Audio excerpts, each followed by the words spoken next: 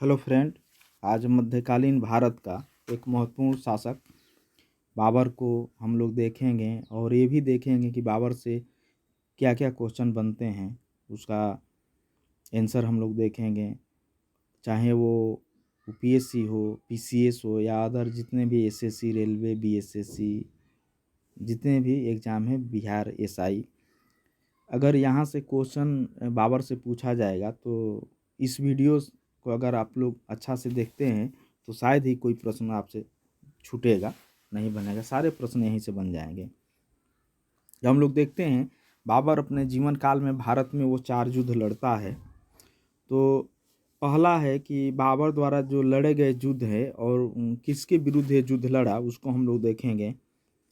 तो पानीपत का प्रथम युद्ध जो 21 अप्रैल 1526 को हुआ था, ये इब्राहिम लोदी और बाबर के बीच हुआ था और इस युद्ध में बाबर की जीत हुई थी और इब्राहिम लोदी जो लोदी वंश का अंतिम शासक है, उसकी मृत्यु युद्ध भूमि में ही हो गई थी। तो ये ऐसा है कि ये दिल्ली सल्तनत का पहला ऐसा शासक भी है जिसकी मृत्यु युद्ध भूमि में ही हो जाती है।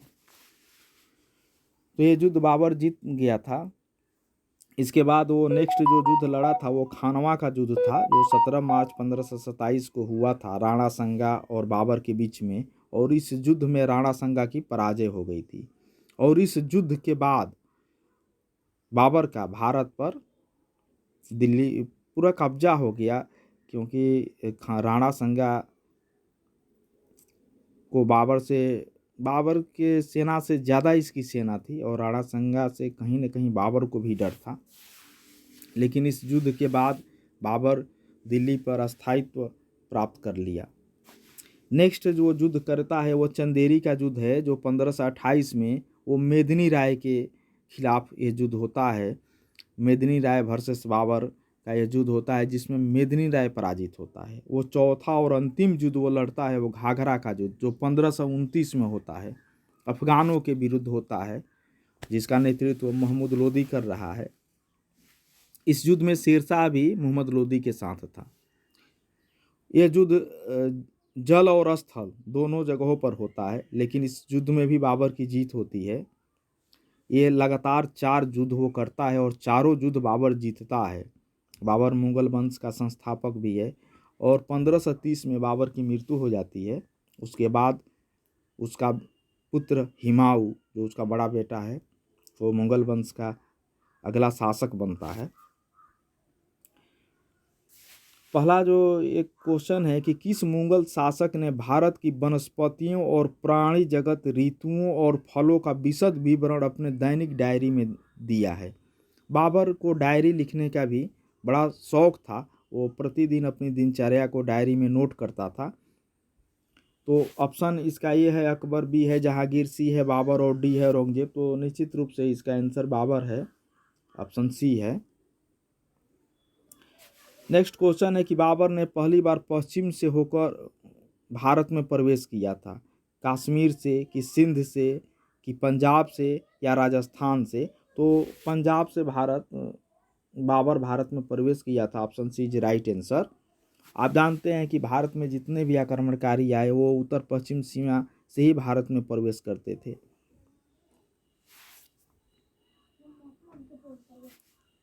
जो नेक्स्ट क्वेश्चन है कि भारत के मुगल शासक बनने पर जहीरुद्दीन मोहम्मद ने डॉट डॉट डॉट है नाम रखा था। ए बाबर, बी हुमायूं, सी जहांगीर और डी बहादुर शाह। तो बाबर का ही नाम है, ऑप्शन जो ए है वो राइट आंसर है, जहीरुद्दीन मोहम्मद बाबर। बाबर को भारत पर आक्रमण करने के लिए आमंत्रित करने वाले में से एक आलम खां था। ये आलम खां कौन था? तो ये इब्राहिम लोदी का संबंधी था तथा वह दिल्ली के सिंहासन का दावेदार था। आप लोग जानते भी हैं कि बाबर को भारत पर आक्रमण करने के लिए आमंत्रित करने वाले में इब्राहिम लोदी का जो चाचा था दौलत खां लोदी, ए आलम खां लोदी, राणा संगा, ये सारे लोग थे। और दौलत खां लोदी अपने पुत्र दिलावर खां को भी भेजा था बाबर के पास। तो ये लोग निमंत्रण दिया था कि आप आइए, यहाँ आक्रमण करिए, हम लोग आपकी मदद करेंगे। तब बाबर ने भारत पर आक्रमण किया था। बाबर ने सर्वप्रथम पातशाह की पदवी धारण की थी। ये फरगना में, बी काबुल में, सी दिल्ली में और डी समरकंद में। तो बाबर ने पातशाह की पदवी काबुल में धारण किया था। ऑप्शन जो बी है वो राइट आंसर है। इससे पहले बाबर की जो पैतृक उपाधि थी मिर्जा की उपाधि, आप जानते हैं कि बाबर के पिता का नाम भी उमर शेख मिर्जा है और इनकी माता का नाम कुतुलगनिगार है। ये चंगेज और मंगोल दोनों के वंशज हैं और माता पिता के तरफ से ये चंगेज और मंगोल दोनों का खून इसकी धमनियों में दौड़ता है बाबर को। तो इसका जो पैतृक उपाधि थी मिर्जा की, उसको त्याग करता है और बादशाह की उपाधि बाबर धारण करता है काबुल में। जब काबुल को जीतता है, हालांकि यह जीत बहुत दिनों तक नहीं रहती है। नेक्स्ट है, बाबर के साम्राज्य में सम्मिलित थे। तो काबुल का क्षेत्र तो था ही, पंजाब का भी क्षेत्र था और आधुनिक उत्तर प्रदेश का क्षेत्र बाबर के साम्राज्य में शामिल थे। बाबर को पहले आगरा में दफनाया गया, बाद में उसे काबुल में दफनाया गया। तो बाबर की जब मृत्यु होती है 1530 में, तो बाबर को आराम बाग, आगरा के आराम बाग में दफनाया गया। लेकिन बाबर की इच्छा थी कि अपने पूर्वजों के देश में ही उसको दफनाया जाए। यही कारण है कि बाबर की जो पत्नी थी मुबारक यूसुफजाई, वो शेर शाह के शासनकाल में बाबर को काबुल ले जाके दफनाई। उसका जो बचा होगा अस्थि उसको ले जाके काबुल में दोबारा दफनाई। बाबर की कई उपाधियां भी है, जैसे हजरत फिरदौस मकानी, मालियों का मुकुट या राजकुमार, जीवनी लेखकों का राजकुमार, क्योंकि पहला मुगल शासक है जो अपना जीवनी लिखता है। इसके बाद जहांगीर भी अपनी जीवनी लिखेगा। फिर कलंदर का उपाधि, ये कलंदर का उपाधि पानीपत के युद्ध जीतने के बाद उसने काबुल के हर घर को एक एक चांदी का सिक्का बंटवाया था और तभी एक कलंदर की उपाधि धारण किया था। कलंदर का अर्थ होता है दान देने वाला भी। और खकान का उपाधि बाबर की है। पातशाह, पहला बार अपना पैतृक उपाधि मिर्जा त्यागा और पातशाह काबुल में धारण किया। गाजी का उपाधि, ये उपाधि बाबर ने खानवा का युद्ध में धारण किया था और जिहाद का नारा भी उस युद्ध में दिया था। उसके बाद बादशाह का उपाधि, बादशाह मतलब देखिए दिल्ली सल्तनत के जितने भी शासक थे उनकी उपाधि सुल्तान थी, लेकिन बाबर जब मुगल वंश का नींव डाला, जब बाबर ने भारत में अपना शासन शुरू किया, तो ये सुल्तान की उपाधि नहीं त्यागा, ये बादशाह का उपाधि धारण किया। बाबर अपनी आत्मकथा में लिखता है कि जो बाबर की दादी है एहसान दौलतमंद बेगम, उसका बाबर के जीवन में सर्वाधिक प्रभाव है। वो जब तक उसकी दादी जीवित है, वो अपनी दादी से बिना पूछे कुछ नहीं करता है। आप लोग जानते हैं कि जो फरगना का शासक भी बनता है तो अपनी दादी की मदद से ही बनता है। बाबर नक्शबंदी सिलसिले को मानता है और इस जो बाबर के गुरु होते हैं उनका नाम है उबैदुल्लाह अहरार। ये बाबर के गुरु हैं, नक्शबंदी सिलसिले से हैं। बाबर ने अपनी आत्मकथा तुजुक ए बाबरी, ये तुर्की भाषा में लिखा है और अपने समय का बाबर तुर्की भाषा का विद्वान भी है। और बाबर कुश्ती का शौकीन है, बाबर को कुश्ती का बहुत शौक है और कहा जाता है कि जब बाबर दौड़ता था तो अपने दोनों कंधे पर दो दो व्यक्तियों को बैठा के दौड़ता था। ये कुश्ती का बहुत बड़ा शौकीन है। अकबर नगाड़ा बजाने का शौकीन था। औरंगजेब को आप जानते हैं, वो कुशल बीड़ा वादक था। जहांगीर है, वो चित्रकला का बहुत शौकीन था। शाहजहां स्थापत्य कला का शौकीन था, उसे प्रिंस ऑफ बिल्डर भी कहा जाता है। तो बाबर कुश्ती का बहुत शौकीन था। और जब बाबर ने अपनी आत्मकथा तुजुक-ए बाबरी को लिखा, तो आप जानते हैं कि जब अकबर शासक बना तो उसने एक अनुवाद विभाग का स्थापना किया, जिसके अध्यक्ष उसने फैजी को बनाया और फैजी अकबर का राजकवि भी था।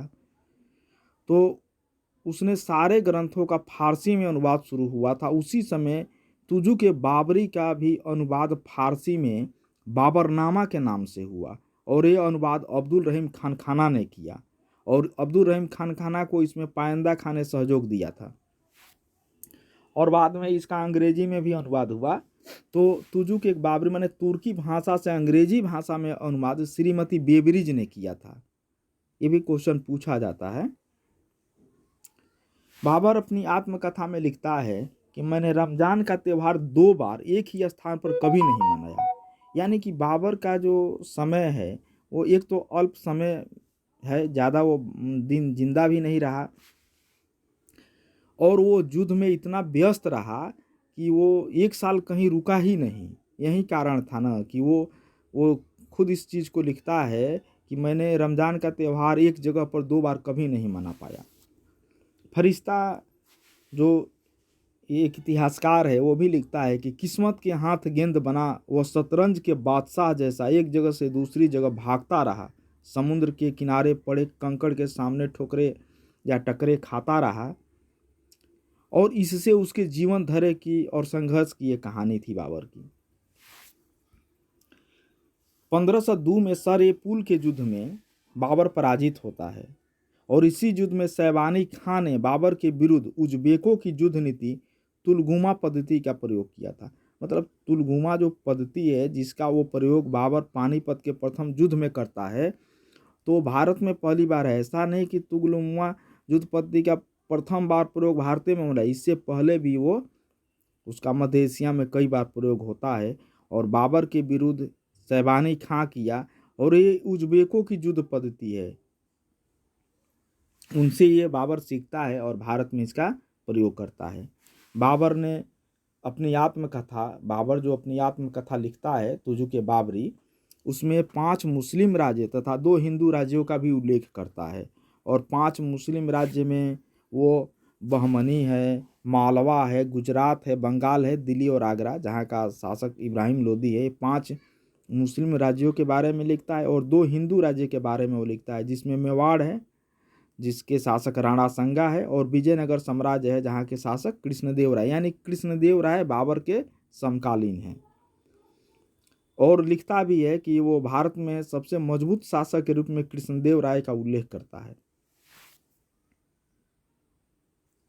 भारत में किसी युद्ध में पहली बार तोप एवं बंदूक या बारूद का जो प्रयोग हुआ है तो 1519 ईस्वी में बाबर ने बाजौर पर जो आक्रमण किया, जो भारत पर बाबर का पहला आक्रमण है, तब हुआ था, और ये यूसुफजाइयों के विरुद्ध हुआ था। पानीपत का युद्ध वो बाबर का भारत पर 5वां आक्रमण था। इसके पहले वो 4 आक्रमण कर चुका था। मतलब कि पहला जो बाजौर पर आक्रमण किया था, दूसरा पेशावर पर, तीसरा सियालकोट पर, चौथा लाहौर और दीपालपुर पर, और 5वां पानीपत का युद्ध वो लड़ा था। और बाबर के जो पानीपत में जो तोपखाना था उसका जो नेतृत्व कर रहा था वो उस्ताद अली और मुस्तफ़ा खां कर रहा था। ये भी क्वेश्चन पूछा जाता है। और उस्मानी विधि, तुगलनुमा युद्ध पद्धति, ये सारा पूछा जाता है कि किस युद्ध में प्रयोग हुआ, तो ये पानीपत के प्रथम युद्ध में। बाबर ने सर्वप्रथम सुल्तान की परंपरा तोड़ा और बादशाह अपने को घोषित किया। जैसे आप लोग जानते भी हैं कि दिल्ली सल्तनत में सुल्तान होते थे, इसके बाद मुगल वंश आया और बाबर ने अपने को बादशाह घोषित किया। बाबर ने एक पद शैली का विकास किया जिसे मुबियान नामक पद शैली कहा जाता है। और बाबर ने, आप जानते हैं कि बाबर पेड़ पौधे, झरना, जंगल, इसका प्राकृतिक जो भी है उसका बड़ा शौकीन था। इसीलिए बाबर ने एक 4 बाग शैली में बाग लगाना भी शुरू किया था। बाबर अपनी आत्मकथा तो लिखता है, उसके साथ साथ रिसाल-ए-उसज की भी बाबर रचना करता है, जिसे खत-ए-बाबरी के नाम से भी जाना जाता है। बाबर ने 4 बाग लगवाया था आगरा में। बाबर बाग लगाने का बड़ा शौकीन है। उसने आगरा में ज्यामितीय विधि से एक बाग लगवाया था जिसे नूरे अफगान कहा जाता था, परंतु बाद में आराम बाग इसी का नाम पड़ गया। बाबर स्थापत्य कला के क्षेत्र में वो बहुत कुछ नहीं किया, क्योंकि उसका अल्प समय तक ही वो शासन किया, और वो जितना दिन शासन किया वो लगातार युद्धों में व्यस्त रहा, तो इस तरह उसको कोई मौका नहीं मिला। बाबर ने पानीपत में एक काबुली मस्जिद का भी निर्माण करवाया था, काबुली बाग बनाया, वहाँ एक मस्जिद भी बनवाया था। और रुहेलखंड जो संभल का जो एरिया है, रुहेलखंड के क्षेत्र में ये पड़ता है, तो वहाँ उसने एक जामी मस्जिद भी बनवाया था बाबर ने। बाकी स्थापत्य के क्षेत्र में वो कुछ नहीं किया। और बाबर का जो सेनापति था मीर बांकी था, वो अयोध्या में बाबरी मस्जिद बनवाया था। और 1530 में बाबर की मृत्यु हो जाती है, और मृत्यु के बाद जो अगला शासक बनता है, जो बाबर का बड़ा पुत्र है, हिमायू शासक बनता है। ओके फ्रेंड, फिर नेक्स्ट टॉपिक पर हम लोग किसी शासक के बारे में चर्चा करेंगे या कोई क्वेश्चन पर हम लोग बात करेंगे। तब तक के लिए ओके बाय।